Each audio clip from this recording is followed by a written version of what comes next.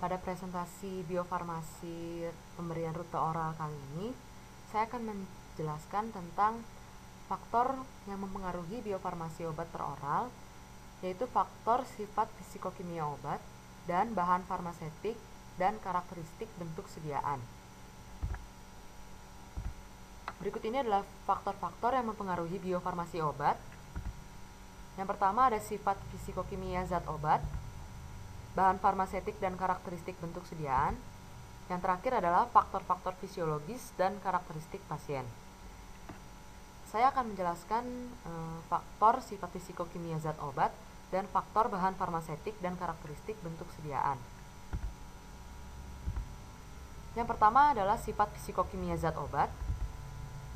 Ada ukuran partikel, bentuk garam dan hidrat, bentuk kristal dan amorf, kelarutan dalam air dan lemak, serta pH dan pKa. Saya akan menjelaskan satu persatu. Yang pertama adalah ukuran partikel. Semakin kecil ukuran partikel, absorpsi obat meningkat. Ini dikarenakan kontaknya jauh lebih besar karena luas permukaannya besar. Jadi semakin kecil ukuran partikel, luas permukaan semakin besar sehingga absorpsi meningkat. Kemudian ada bentuk garam dan hidrat. Laju disolusi bentuk garam suatu obat umumnya berbeda dengan zat aktifnya. Sebagai contoh, garam-garam natrium dan kalium dari asam organik lemah dan garam-garam hidroklorida dari basa organik lemah jauh lebih mudah larut dibandingkan dengan asam bebas atau basa bebasnya. Hasilnya ini merupakan suatu lapisan difusi yang lebih cepat jenuh mengitari partikel-partikel yang melarut dan mengakibatkan difusi obat tersebut lebih cepat ke tempat absorpsinya. Jadi obat-obat yang tersedia dalam bentuk garam umumnya itu lebih cepat melarut daripada obat-obat yang tidak dalam bentuk garamnya. Ini salah satu contoh obat yang dalam bentuk garamnya, yaitu pseudoephedrine hidroklorida yang digunakan sebagai dekongestan. Kemudian ada bentuk kristal dan amorf. Umumnya bentuk amorf lebih mudah larut dibandingkan dengan bentuk kristal. Hal ini disebabkan karena bentuk kristal itu jauh lebih stabil. Jadi dia tidak mudah untuk pecah. Strukturnya tidak mudah pecah dan tidak mudah larut. Sedangkan yang amorf lebih tidak stabil dan bentuknya tidak beraturan sehingga dia mudah ditangkap oleh cairan tubuh dan mudah melarut. Kemudian ada kelarutan dalam air dan lemak. Seperti yang kita ketahui, absorpsi obat yang larut lemak ini lebih tinggi. Hal ini dikarenakan saluran cerna pada umumnya absorpsi obat dalam saluran cerna umumnya terjadi secara difusi pasif, dan difusi pasif ini terjadi di komponen lemak membran atau lipid bilayer, di mana sifat lipid bilayer ini adalah nonpolar, sehingga obat yang larut lemak atau obat yang nonpolar ini lebih mudah larut dibandingkan obat-obat nonpolar atau obat-obat yang larut air. Kemudian ada pH dan pKa. Obat yang bersifat asam akan terabsorpsi optimum di lambung. Hal ini dikarenakan obat-obat yang bersifat asam berada dalam bentuk molekulnya ketika di lambung sehingga lebih mudah diabsorpsi. Sedangkan obat yang bersifat asam ini ketika berada di usus dia akan terionisasi sehingga tidak dapat diserap dalam usus. Kemudian obat yang bersifat basa akan terabsorpsi optimum di usus. Karena obat yang bersifat basa ini berada dalam bentuk molekulnya ketika dalam suasana basah, yaitu di usus. Sedangkan kalau dia berada di suasana asam, obat yang bersifat basa ini akan terionisasi sehingga tidak dapat diabsorpsi. Faktor yang berikutnya yaitu bahan farmasetik dan karakteristik bentuk sediaan. Bahan-bahan farmasetik terdiri dari eksipien. Eksipien ini contohnya adalah pengisi, pengikat, penghancur, pelincir, pembasah, dan penyalut. Kemudian ada teknik pembuatan. Seperti yang kita ketahui, teknik pembuatan obat oral ini bermacam-macam. Ada misalnya tablet, ada granulasi basah, granulasi kering, dan kempal langsung, dan yang sebagainya. Kemudian waktu disolusi obat dalam bentuk sediaan dan laju disintegrasi. Saya akan menjelaskannya satu persatu. Pertama, eksipien. Eksipien ini akan meningkatkan disolusi. Eksipien yang meningkatkan disolusi ini adalah pengisi, surfaktan, zat penghancur, dan pelincir. Dapat meningkatkan disolusi karena meningkatkan luas permukaan kontak dan kelarutan zat aktifnya. Kemudian menurunkan absorpsi. Yang menurunkan absorpsi adalah pembasah. Dapat menurunkan absorpsi karena terjadi pembentukan hidratasi pengisi yang tahan air atau kompleks zat aktif eksipien. Jadi tidak mudah larut, tidak mudah diabsorpsi karena terjadi kompleks zat aktif eksipien ini. Kemudian ada laju desintegrasi. Seperti yang kita ketahui, tablet harus terdisintegrasi kurang dari 15 menit. Lebih dari 15 menit berarti tablet tersebut tidak baik. Kemudian waktu disolusi. Waktu disolusi obat dalam bentuk sediaan ini merupakan waktu yang diperlukan obat untuk melarut dalam cairan pada tempat absorpsinya. Nah, waktu disolusi ini merupakan tahap yang menentukan laju dalam proses absorpsi. Yang terakhir ada teknik pembuatan. Teknik pembuatan ini merupakan penentu untuk pembebasan obat dari bentuk sediaannya ke dalam cairan tubuh. Jadi, melalui teknik pembuatan ini, kita dapat menentukan apakah obat ini akan cepat terabsorpsi di dalam tubuh, dalam cairan tubuh, atau akan lambat diabsorpsinya. Yang perlu diperhatikan dalam teknik pembuatan ini adalah tekanan tablet, alat emulgator, penyalutan tablet, dan lain sebagainya.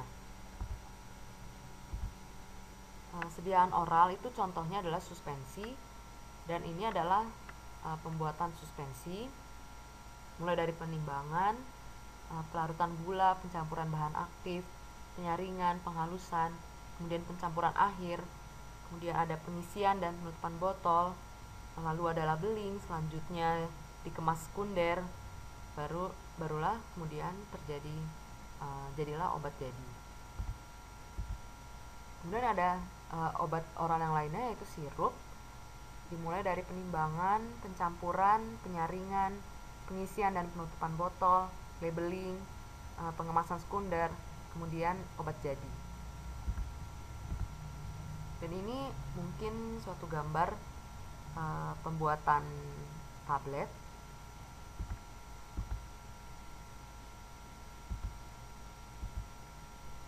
Ini adalah jurnal yang saya dapatkan.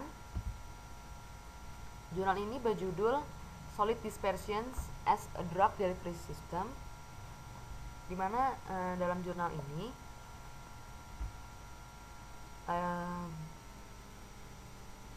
dibuat suatu solid dispersion, diteliti suatu solid dispersion yang dapat meningkatkan laju disolusi dari obat-obat yang sedikit larut air, dan juga bertujuan untuk meningkatkan bioavailabilitas suatu obat. Solid dispersion ini merupakan suatu fase padat dengan satu atau lebih zat aktif di dalam pembawa atau dalam matriks pada fase padat yang terdispersi pada fase lainnya atau material lainnya. Nah, solid dispersi ini dibagi menjadi 3 generasi. Yang generasi pertama itu pembawanya adalah kristal, yang generasi kedua pembawanya adalah polimer, Dan generasi ketiga yang terbaru adalah pembawanya adalah surfaktan dan atau polimer. Ini adalah suatu keuntungan dari solid dispersion berkaitan dengan reduksi ukuran partikel, di mana solid dispersion yaitu suatu obat yang hidrofobik atau obat yang larut lemak. Dia lebih meningkatkan laju disolusi dibandingkan dengan formulasi padat lainnya seperti tablet atau kapsul. Ini adalah polimer, perbandingan polimer linear dan polimer retikuler dalam suatu solid dispersion, di mana polimer linear ini memiliki pori-pori yang lebar dan porositas yang tinggi. Sedangkan yang polimer retikuler ini memiliki pori-pori yang sempit, pori-pori yang kecil, dan porositas yang rendah. Di mana solid dispersion ini adalah polimer yang linear. Ini proses pembuatan solid dispersion, ada 3 metode. Pertama, melting methods. Yang kedua, metode solvent evaporasi. Kemudian ada metode melting solvent.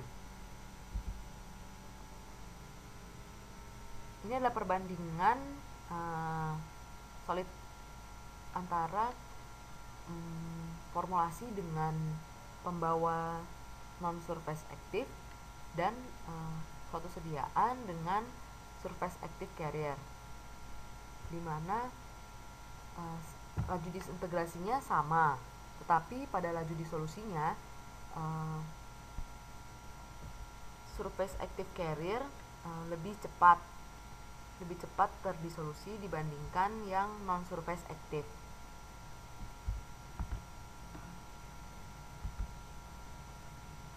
Ini adalah contoh dari surface active carriers yang meningkatkan laju disolusi dari solid dispersion. Contohnya ada poloxamer 188 dengan obatnya yaitu ibuprofen. Kemudian ada poloxamer 407 dengan obatnya nifedipin dan yang sebagainya. Ini adalah kesimpulan dari jurnal yang dapat saya simpulkan, yaitu formulasi solid dispersion dengan surface active dapat meningkatkan laju disolusi obat dan meningkatkan absorpsi obat lebih dari sebelumnya. Kemudian solid dispersion dapat digunakan sebagai teknik dasar untuk mengatasi masalah utama, yaitu obat yang sedikit larut air. Kebanyakan penemuan bahan kimia yang baru yang menjanjikan adalah bahan-bahan obat yang sedikit larut air yang menyebabkan efek terapi tidak maksimal karena bioavailabilitasnya rendah. Kemudian generasi ketiga dari solid dispersion ini dapat meningkatkan stabilitas obat dan efek kerjanya dengan meningkatkan kelarutan polimer, fraksi amorf, kemampuan membasah partikel, dan porositas partikel dibandingkan generasi pertama dan keduanya. Ini adalah suatu video yang saya dapatkan mengenai absorpsi obat dalam sediaan kapsul.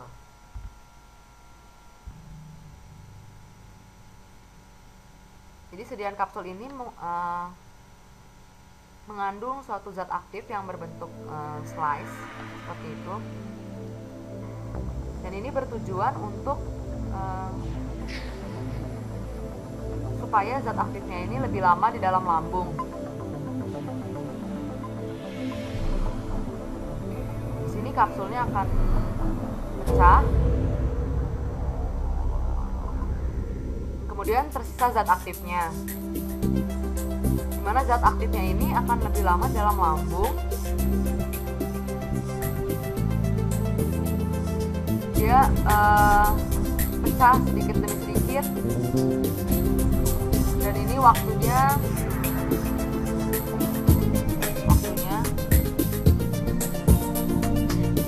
hampir 6 jam.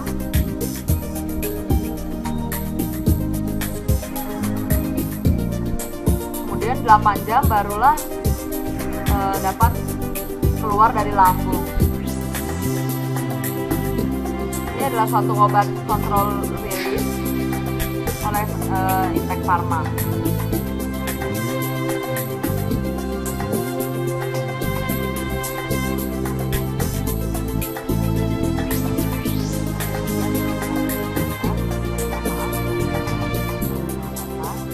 Selanjutnya akan dijelaskan oleh rekan saya Resti Dwi Utami.